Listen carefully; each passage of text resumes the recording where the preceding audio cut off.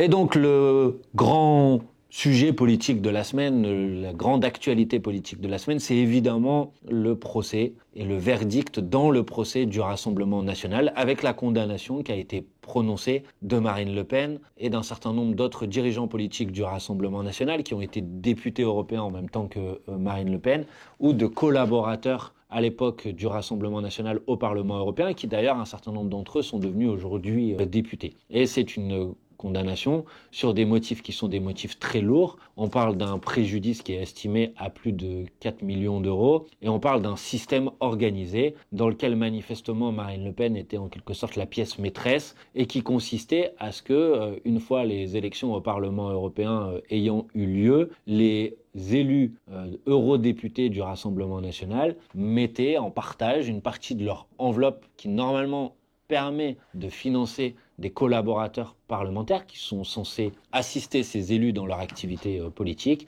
Et le Rassemblement national décidait de prendre une partie de ces enveloppes pour embaucher d'autres collaborateurs, souvent des très proches d'ailleurs de Marine Le Pen ou de Jean-Marie Le Pen, pour mener des activités qui n'avaient rien à voir avec l'activité politique de leur élu ou avec leur activité au Parlement européen. Par exemple, on a découvert que le majordome de Jean-Marie Le Pen avait été payé comme collaborateur au Parlement européen. Par exemple, on a découvert que un homme qui est aujourd'hui député, qui était collaborateur à l'époque, M. Julien Audoul, avait envoyé 3 mois après son embauche un mail au député européen dont il était normalement le collaborateur pour lui demander de faire sa connaissance, de pouvoir enfin venir au Parlement européen pour le rencontrer. C'est-à-dire que ça faisait 3 mois qu'il avait été embauché, mais il n'avait jamais rencontré le parlementaire européen pour lequel il travaillait normalement. Et donc c'est des faits qui sont évidemment des faits d'une extrême gravité et qui frappent un parti, le Rassemblement national, qui pendant des années et des années, voire des dizaines d'années et des dizaines d'années, a donné beaucoup de leçons à tout le monde, a essayé de se présenter comme étant le parti de la vertu en politique. Jean-Marie Le Pen avait un slogan à l'époque. Son slogan, c'était « tête haute, main propre ». Et le Rassemblement national expliquait à longueur de plateau, à longueur d'antenne, que lui, il n'était pas comme les autres, qu'il allait en quelque sorte passer un grand coup de balai dans la vie politique française. Marine Le Pen disait qu'il fallait considérer inéligible pour toute la vie des personnes qui ont été condamnées pour corruption ou pour détournement de fonds publics. Et bizarrement, elle semble avoir perdu la mémoire aujourd'hui. Et le Rassemblement national, à l'Assemblée nationale, ses députés passent leur temps sur n'importe quel sujet à déposer des amendements pour critiquer la justice qui serait trop laxiste, pour proposer des peines planchées, des peines automatiques, c'est-à-dire que, indépendamment de l'avis du juge, si vous avez commis tel délit, vous devez immédiatement avoir une peine qui soit une peine automatique. Le Rassemblement national passe son temps à vouloir durcir les peines, augmenter le niveau des sanctions judiciaires, mais bizarrement, là aussi, sur ce sujet, il considère qu'il est victime d'une cabale ou d'un complot, et il continue à se déclarer innocent, par ailleurs n'avoir jamais donné aucun argument qui permettrait de douter aujourd'hui de sa culpabilité, aucun argument qui permettrait d'expliquer les éléments dont je vous ai parlé, en quoi ils étaient compatibles avec la loi aujourd'hui. Et donc c'est vrai que de la part de ce parti, qui nous a quand même donné beaucoup de leçons sur ce sujet, c'est particulièrement scandaleux. Et vous savez, quand on aspire à gouverner un pays, comme la France en particulier, quand on aspire à pouvoir gouverner ce pays, en matière de justice, comme sur d'ailleurs un certain nombre d'autres sujets, il faut avoir des principes constants, des principes qui s'appliquent pour tout le monde de la même manière et qui s'applique pas pour soi autrement que pour les autres, ou qui s'applique pas pour ceux dont on considère que ce sont nos amis différemment que pour les autres. Et d'ailleurs, c'est la raison pour laquelle nous, les Insoumis, parce que nous avons des principes constants, nous avons dit que, en ce qui nous concerne, on considère qu'une peine comme une peine d'inéligibilité ne devrait normalement pouvoir s'appliquer qu'une fois que l'ensemble des recours ont expiré. Mais une fois qu'on a dit ça, est-ce que pour autant ça veut dire que la peine d'inéligibilité dont a écopé Marine Le Pen et qui pourrait être confirmée en appel, puisqu'il y aura un jugement d'appel d'ici 1 an, est-ce qu'on considère que cette peine d'inéligibilité est illégitime, qu'elle ne devrait pas voir le jour? Évidemment non. Puisque si, bien sûr, en démocratie, c'est d'abord au peuple de choisir ses représentants. Si nous considérons qu'il devrait y avoir des possibilités de contrôle des élus par le peuple, comme par exemple le pouvoir de révoquer un élu en cours de mandat. Il y a des situations, il y a des circonstances dans lesquelles des délits ont été commis par des élus et il est normal que ces élus ne puissent pas se présenter. Parce que ces délits, en quelque sorte, viennent altérer le processus démocratique. Si vous avez recours à de la corruption, dans le cadre d'une élection, c'est-à-dire que vous allez acheter des voix et donc vous allez pervertir la démocratie, vous allez en modifier les conditions, vous allez fausser le résultat de l'élection. Et donc, légitimement, si vous avez été coupable de ce type de délit, vous ne pouvez pas vous représenter à une élection. De la même manière, si vous avez détourné des fonds publics, c'est-à-dire que si vous avez utilisé des moyens qui normalement sont attribués à telle ou telle mission, mais qu'en vérité vous les avez utilisés pour promouvoir vos idées et pour financer des collaborateurs qui avaient pour rôle de travailler à l'émergence ou au renforcement de votre parti, évidemment, dans ce cas-là, vous avez altéré, vous avez modifié le processus démocratique. Et donc, il y a des circonstances dans lesquelles les juges ont le pouvoir de prononcer des peines d'inéligibilité. Évidemment, ce n'est pas contradictoire avec le fait de dire que par ailleurs, dans le cadre de la Sixième République, il devrait y avoir aussi un pouvoir de contrôle des citoyens, du peuple, sur ces élus qui soit renforcé. C'est le principe notamment de l'idée de la possibilité de révoquer un élu en cours de mandat. Alors, face à cette situation, face à ce jugement, vous avez le Rassemblement national qui montre son vrai visage. C'est-à-dire qu'il continue à se déclarer innocent partout. Il en a le droit, il a le droit de se défendre. Mais par contre, ce qu'il n'a pas droit, c'est de venir menacer un juge, c'est venir considérer qu'en quelque sorte, nous serions dans la tyrannie des juges, comme l'a dit un député du Rassemblement national, c'est de mettre en cause, c'est de pointer l'institution judiciaire dans son ensemble. Évidemment, la justice peut être faillible, et c'est la raison pour laquelle, d'ailleurs, dans le système judiciaire français, il y a des voies de recours, il y a la possibilité d'aller en appel, il y a la possibilité d'aller en cassation quand c'est nécessaire. Mais venir menacer, y compris physiquement, une juge qui se retrouve aujourd'hui obligée de se protéger. Venir dénoncer comme ça cette juge à l'Assemblée nationale, devant la représentation nationale, alors là, évidemment, on sort d'une vision de la démocratie à laquelle on peut aspirer. Et en quelque sorte, le Rassemblement national, qui depuis des années essaye de se dédiaboliser, de présenter un visage qui serait un visage différent de ce qu'il est réellement, a fait tomber le masque, a fait tomber le rideau, a montré en fait quel est son vrai visage. C'est un parti factieux, c'est un parti dangereux, c'est un parti qui menace la démocratie, qui menace les règles de base de l'état de droit, comme le font d'ailleurs tous ses amis, tous ses partenaires dans tous les pays du monde, à chaque fois qu'ils arrivent au pouvoir, que ce soit Bolsonaro au Brésil, que ce soit en Argentine, que ce soit Donald Trump aux États-Unis, ou par exemple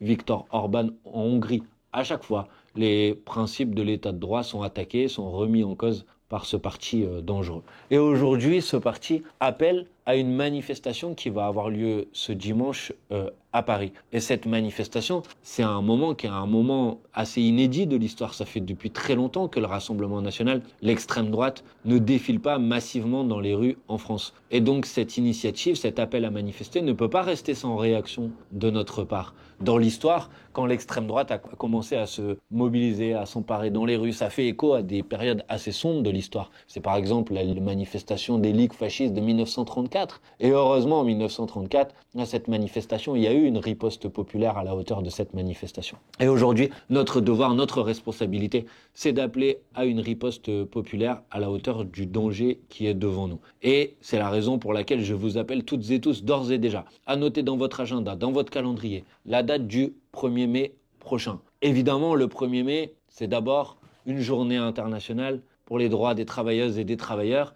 Et le 1er mai, on manifestera, bien sûr, pour la paix. C'est une journée internationale. On manifestera, bien sûr, contre la guerre sociale que veut nous imposer ce gouvernement, en particulier en prenant prétexte de la situation internationale. Mais on manifestera aussi contre l'extrême droite et on manifestera aussi pour l'unité du peuple, pour dire qu'on ne les laissera pas nous diviser. On manifestera pour défendre la démocratie et la République menacée par ces factieux qui désormais veulent défiler dans nos rues. Donc ça va être une date très importante et chacune et chacun d'entre nous a une responsabilité pour faire connaître cette date, pour appeler à y participer, pour coller des affiches pour savoir que cette date existe, pour appeler autour de vous à y participer, à manifester, à distribuer des tracts pour mobiliser le peuple et apporter la plus belle réponse que l'on pourra apporter à la volonté du Rassemblement national aujourd'hui de défier la République. D'ici à cette date du 1er mai, il y aura sans doute d'autres événements. Par exemple, il y aura un rassemblement à partir de 13h ce dimanche, place de la République à Paris et je vous invite évidemment aussi à y participer.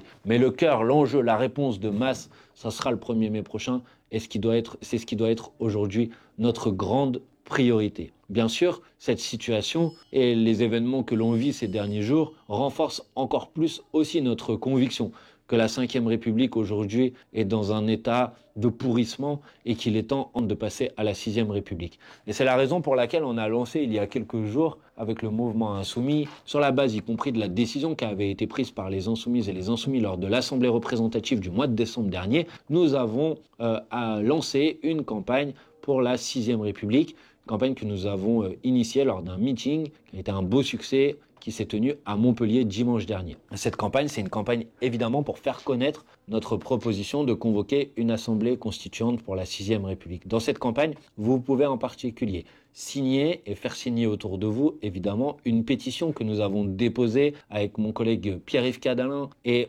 Mathilde Panot, présidente du groupe parlementaire de l'Assemblée nationale, que nous avons déposée sur le site de l'Assemblée nationale. Et si cette pétition atteint 100 000 signataires, alors nous aurons un débat en commission des lois à l'Assemblée nationale sur notre proposition de convoquer une assemblée constituante pour passer à la Sixième République. Dans cette campagne, vous avez évidemment des affiches, vous avez aussi un site sur lequel vous pouvez voter pour choisir 5 propositions qui vous paraissent prioritaires dans la Sixième République que cette constituante devrait construire. Parce que l'objectif, c'est pas seulement de passer à la Sixième République, c'est de le faire avec une méthode. Cette méthode, c'est la convocation d'une assemblée constituante. C'est-à-dire qu'il ne s'agit pas de dire qu'un petit groupe d'experts en droit constitutionnel viendrait à inventer quelles seraient les institutions qui seraient les institutions les plus intelligentes ou les plus adaptées au moment. Non, notre vision, c'est que quand une grande partie de la population, comme c'est le cas aujourd'hui, ne croit plus aux règles du jeu, alors nous devons réécrire ensemble ces règles du jeu.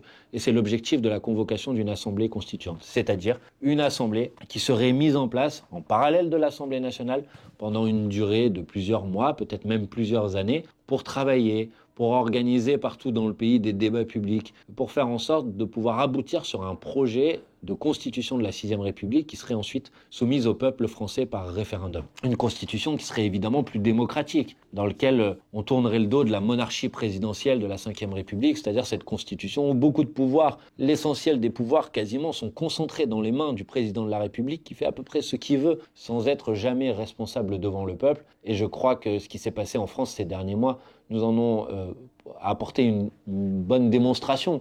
Un président de la République qui peut décider de ne pas respecter le résultat des élections législatives, de nommer qui il veut comme Premier ministre. Un président de la République qui décide de nous embarquer dans des aventures militaires sans aucun débat à l'Assemblée nationale ou dans le peuple français. La constitution de la Sixième République, ça devrait être une constitution plus démocratique, avec un mode de scrutin proportionnel, avec des nouveaux droits pour les citoyens, le droit de révoquer les élus, la possibilité d'organiser des référendums d'initiative citoyenne par exemple. Ça devrait être aussi une constitution d'une république plus sociale, avec de nouveaux droits pour les salariés dans l'entreprise. Quand on voit aujourd'hui dans un certain nombre d'industries, dans un certain nombre de secteurs stratégiques, des décisions qui sont prises par les directions de groupe, qui sont des décisions qui se traduisent par la destruction d'emplois, de savoir-faire, d'expérience, alors que ce sont des secteurs qui sont des secteurs essentiels à la vie de la nation, on a besoin que les salariés aient davantage de droits dans l'entreprise pour pouvoir s'y opposer au pouvoir, s'intéresser, participer des décisions stratégiques de leur entreprise. Une Sixième République, c'est une Sixième République